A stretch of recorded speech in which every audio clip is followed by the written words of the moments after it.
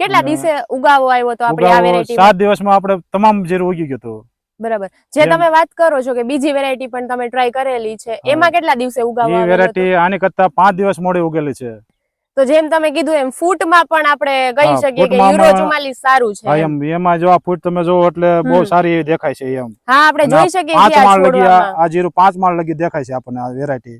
તમે જોવો એટલે આમ એમ થાય કે આમ ગમે તમે આવો એટલે એમ થાય કે જોઈએ રાખવાનો આમ ઈચ્છા થાય. તમે ગમે માણસો આવે ને અમારા સગા સંબંધી આવે તો એમ કે નહીં આ વસ્તુ કહે છે એમ. એટલે હું એમ કહું છું કે યુરો 44 એટલે આવે તરત આમ જોવો કે બહુ સરસ છે એમ. તમે આ બધું તમે જોઈ શકો છો કે આ બધું તમે જોવો એટલે એમ થાય કે આ દાણો જ નકો દેખાય તમને જોવો એટલે. આનો દાણો તમે જોવો તો આમ તમે જોવો એટલે તમે એમ કહો કે નહીં છે એમ દાણો બહુ સારો એવો છે. રોગ પ્રતિકારક શક્તિમાં તો આમાં કઈ છે જ નહીં એમ. તમે ગણતરી કરો એટલે દવાનો ખર્ચો ઓછો જ લાગે એમ. બધાને ભલામણ કરીએ છીએ કે ભાઈ આ વસ્તુ તમે લઈને વાવો. આમાં ખર્ચો ઓછો છે પણ આ 5 મણ વધારે ઉતરે તો તમને નફો કેવડો થાય એ જોવાનું છે. 3-4 મણ વધારે આવે ખરા એમ. આ વેરાયટી માં 3-4 મણ વધારે આવે. આ 6 વીઘામાં મારા ખ્યાલ પ્રમાણે 70 થી 80 મણ તો ઉતરશે એવો મારો ધારણા છે ખરા એમ. એથી વધારે થાય તો એ નહીં પણ આ એટલી ધારણા તો છે જ એમ. બરાબર છે. તો આ વેરાયટી તમને અત્યારે આટલી સારી લાગે છે તો આવતા વર્ષે તમે યુરો 44 જ વાવશો? મારે તો આ જ ગણતરી છે. નમસ્કાર ખેડૂત મિત્રો, હું છું યશવી પટેલ. આજના વિડીયોમાં આપ સૌનું સ્વાગત કરું છું. આજે આપણે આવી ગયા છીએ રાજકોટના જસદણ તાલુકામાં.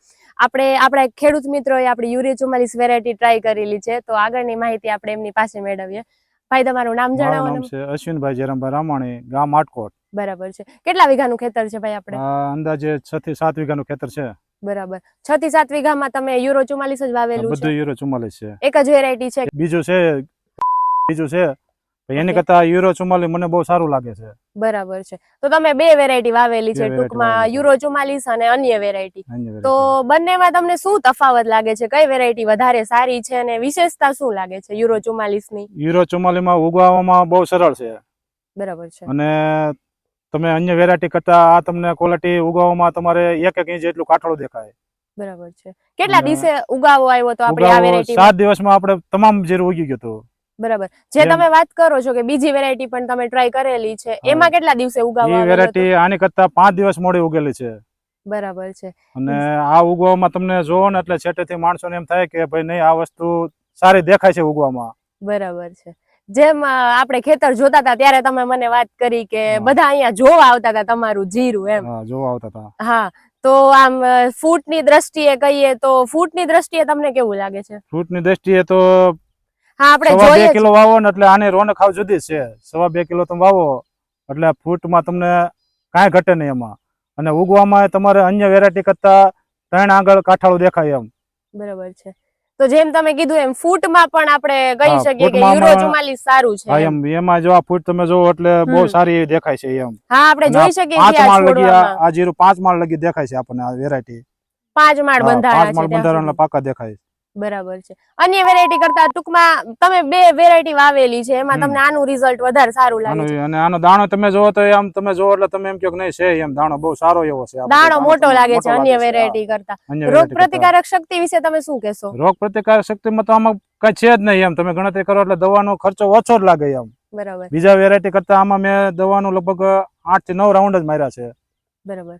અન્ય વેરાયટીની સરખામણીએ ટૂંકમાં રોગ પ્રતિકારક શક્તિ જોઈએ તો એ પણ સારી છે. ઉગાવાનો આપણે પ્રશ્ન આવતો હોય છે દર વખતે ખેડૂતોને, તો એમાં પણ તમે કહો છો કે 7 દિવસે ઉગી ગયું હતું અને બીજું જે જીરું છે તમે વેરાયટી ટ્રાય કરેલી છે તો એ 5-6 દિવસ મોડું ઉગાવો થયો તો એમ.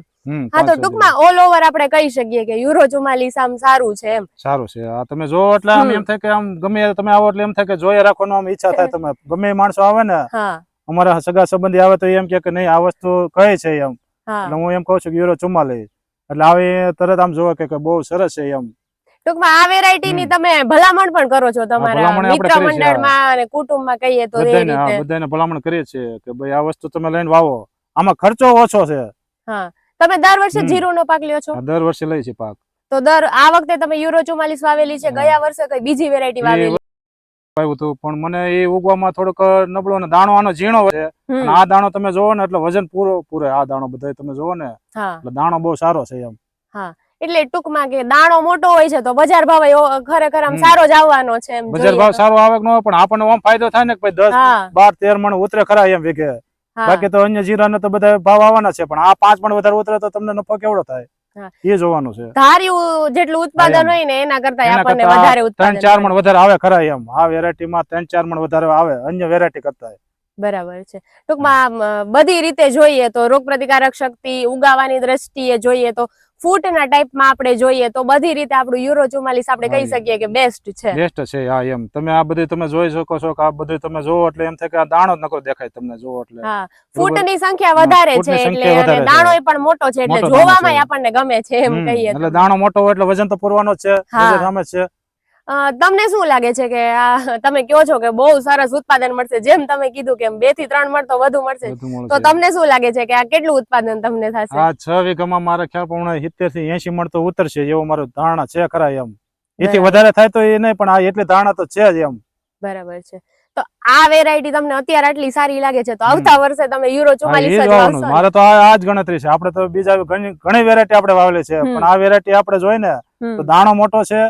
દાણો તમને ક્યાં ઝીણો તમને નહીં જોવા મળે. દાણો મોટો છે. એક સરખો દાણો જોવા મળશે મોટો. ઉત્પાદનમાં તમારે 12-13 મણ આવે તો તમને નફો થાય. ઓલો બીજો અન્ય જીરો છે ને 6-7 મણ ઉભો રહી જાય. આ દાણો તમને આ જોવો એટલે તમને 10 તો પાકો ગણી જ લેવાનો. 10-12-15 લગી તો આનો ઉતારો આવશે એ મારી ધારણા છે એમ. બરાબર છે. જેમ આપણને વાત કરી એમ કે ઉત્પાદન એમના ધાર્યા કરતા વધારે મળશે તો ખેડૂત મિત્રો તમે પણ હવે રાહ ન જતા આવતા વર્ષે વાવજો તો યુરો 44 જ. ધન્યવાદ.